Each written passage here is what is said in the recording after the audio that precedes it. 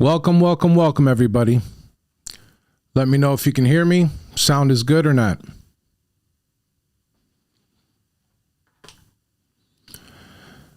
So anyways, I was minding my own business today, and something kind of fell into my lap.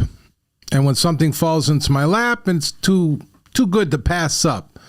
So I figure I'd bring it out to you guys. This is not only for carriers, but this is for brokers. Both carriers and brokers need to be careful. Carriers need to learn how to check brokers' credit, make sure they're worthy enough, if they can even pass. Maybe dig a little deep. You're going to find out some stuff that just doesn't look kosher at all. And now as for the brokers need to really tighten down, I believe. They need to start dealing with guys that know what they're doing and guard their freight. There are carriers out here that are stealing freight.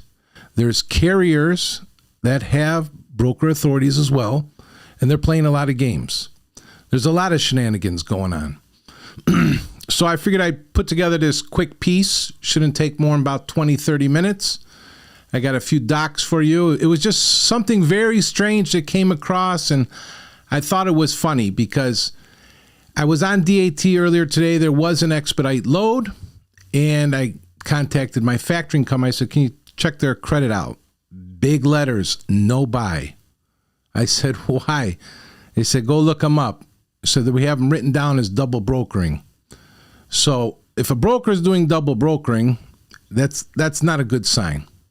Probably either means they don't have freight or they're just up to no good. So when you dig down and drop down into that rabbit hole, you're going to find other stuff. And trust me, when I dig deep. So let's get to that first slide. This is the company we have here. Adroit Logistics. Everything looks nice. You know, they're even a member of the TIA, Transportation Intermediary Association, which is the broker association. If I was them, I'd kick them out. This MC is actually newer than mine. My carrier MC is older than this. Looks all nice. Got a nice name. They got the little truck in the picture and everything. Everything, you know. So I keep digging. So it's called Adroit Logistics. Of course, you know me. I jump on Safer. I run the MC number. We'll get to the next slide now. This is the address. 8 the Green Bee, Dover, Delaware.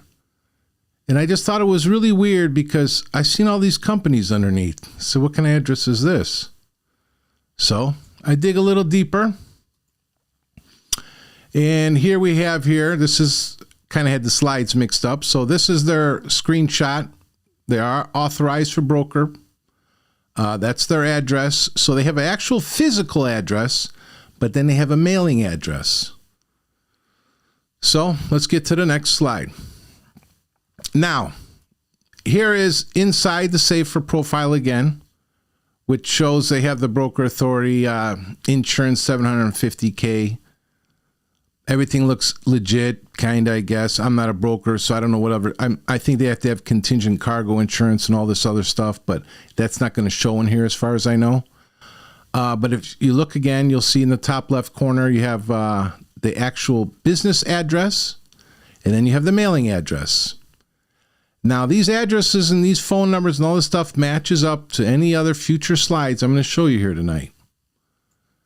Now we're going to go to the next slide here. Again, we have Adroit Logistics, same MC number. You can see back in 21, something happened here. There was a name change. Replaced and then name changed. It's okay. Something else is weird here. I keep digging. Axel, he likes to dig. So, next slide. You can see here property broker was granted May 21st, 2021. Their motor property common carrier was withdrawn 5 days later. I said, oh, wow, this is really interesting. Next slide.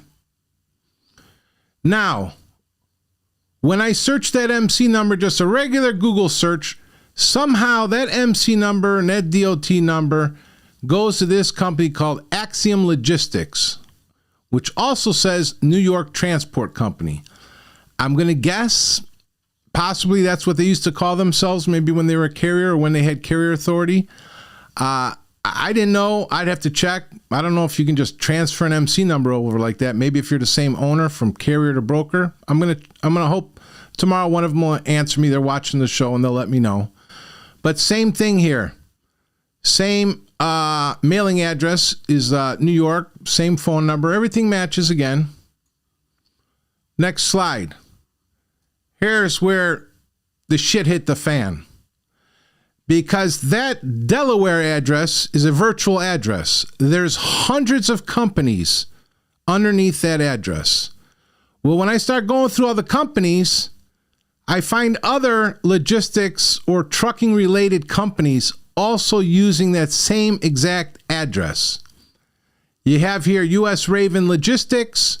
You have here the Silk Road Dispatching LLC, which I don't know why you would choose that name. So now a question comes to mind. Are they just using it for an address? Do these companies have any relation?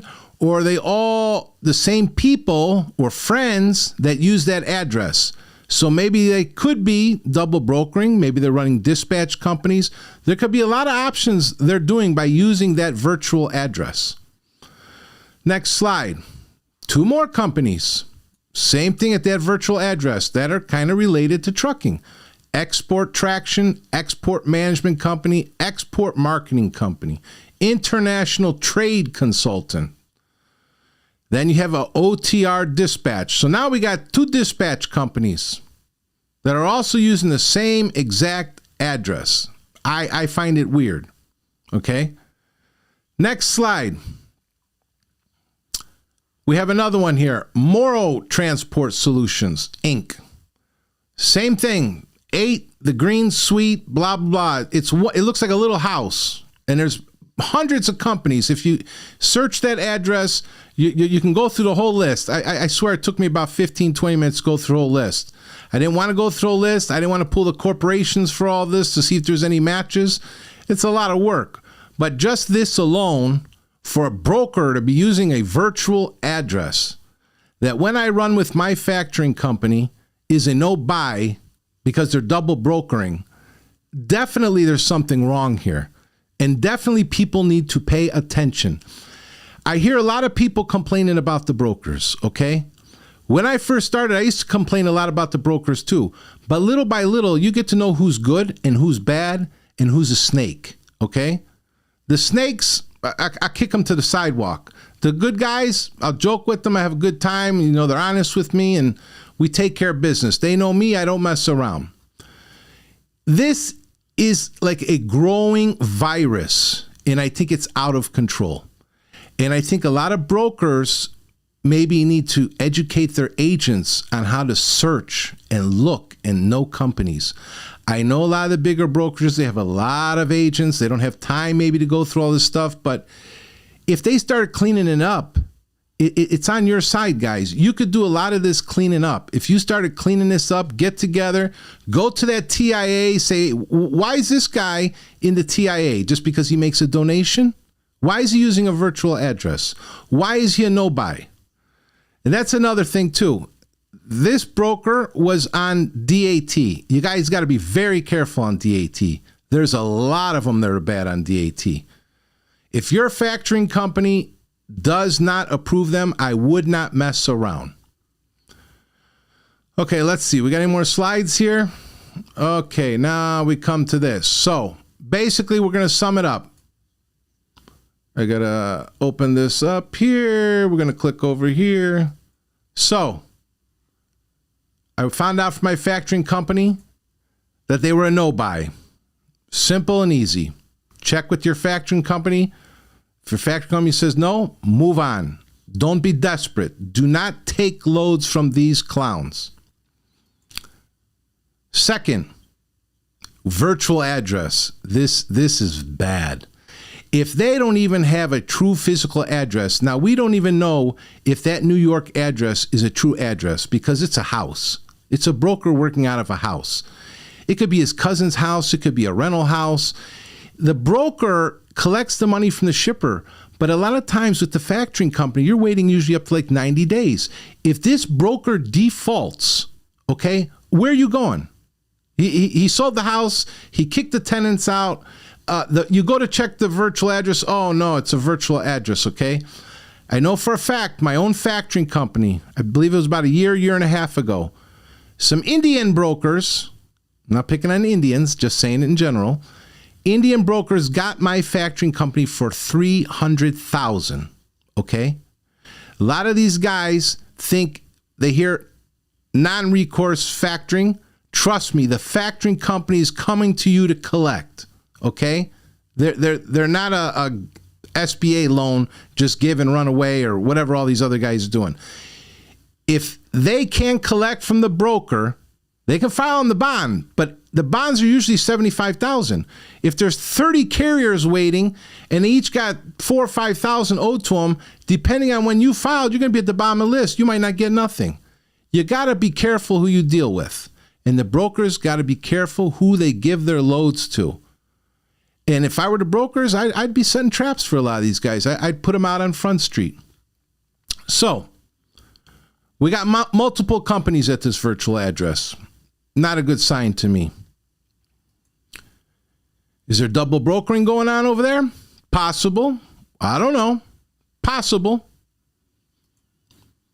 Dispatch companies running out of there. Now, when I say running out of there, I know it's a virtual address, but it's just weird to me that all these companies are at the same virtual address. And the broker changed. I guess he was originally a carrier and then he changed to a broker. Maybe he was one of these companies. I'd have to dig, match up corporations. Maybe one of these other companies that's registered to that address, maybe that's also one of them also. Who knows?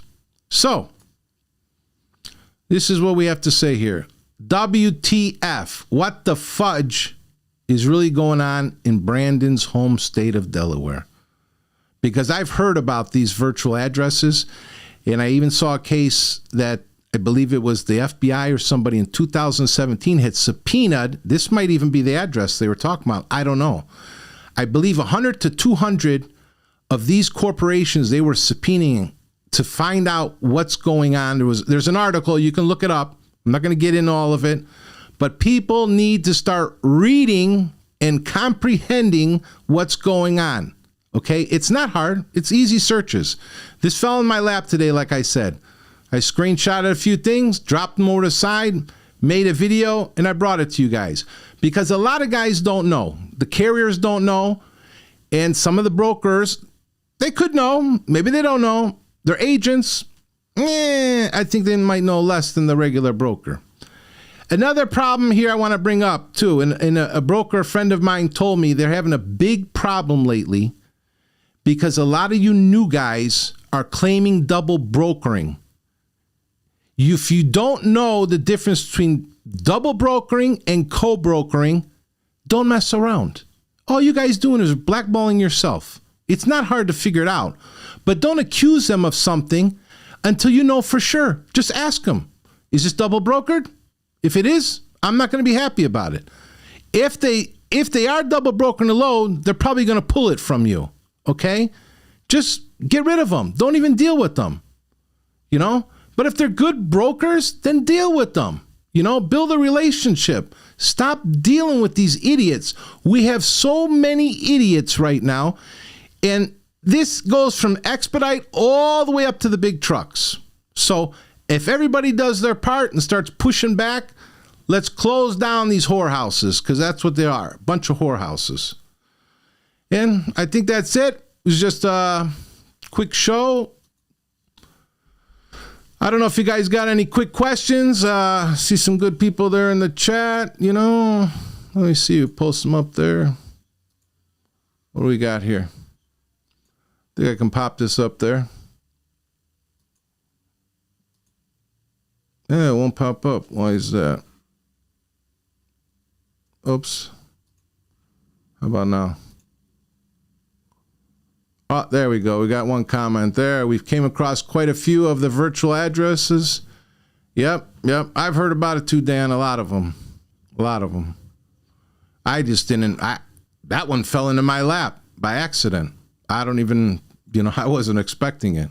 But I figured I'd put it out here. Nobody wants to talk about this stuff. We got a lot of drivers and carriers and YouTube guys talking about their little roadie apps and all this other Uber crap and all this other junk, and that's not my style. I like the nitty gritty dirty stuff. So I hope I bring some light to this. Hopefully some people will pay attention. Hopefully some people will reach out. And like I said, you guys can get my email. It's on my YouTube. You got some dirt. You want to stay anonymous? That's fine. Drop me the dirt. I'll put it out there because I'm tired of it, to be honest with you. So might as well have some fun playing with my equipment here. Going to put some use to it. We'll see how far it goes. I don't know, but as far as the brokers go, let's tighten down. As far as the carriers go, stop the nonsense, because you guys are really, I've never seen a bunch of idiots before. And you expediters, keep taking that cheap stuff. I love it. Keep taking it. Take those peanuts. All you guys are doing is ruining everything. I know the volume's low, but some of these guys have some decent loads, but I don't blame them. I don't blame them. If they got $1,000 on the load and you guys bid $300, I would say Merry Christmas to myself too. You got talk to them, negotiate, figure out where they're at. Maybe they want to make a little, you want to make a little, but I don't know. You guys, I've seen some nonsense. 25 miles, $25. Please. This is a joke. All right, guys, I think that's it. I'm going to get out of here. It was just a quick little show I wanted to put together. Hopefully it was good. Catch you on the next one. Axel is out.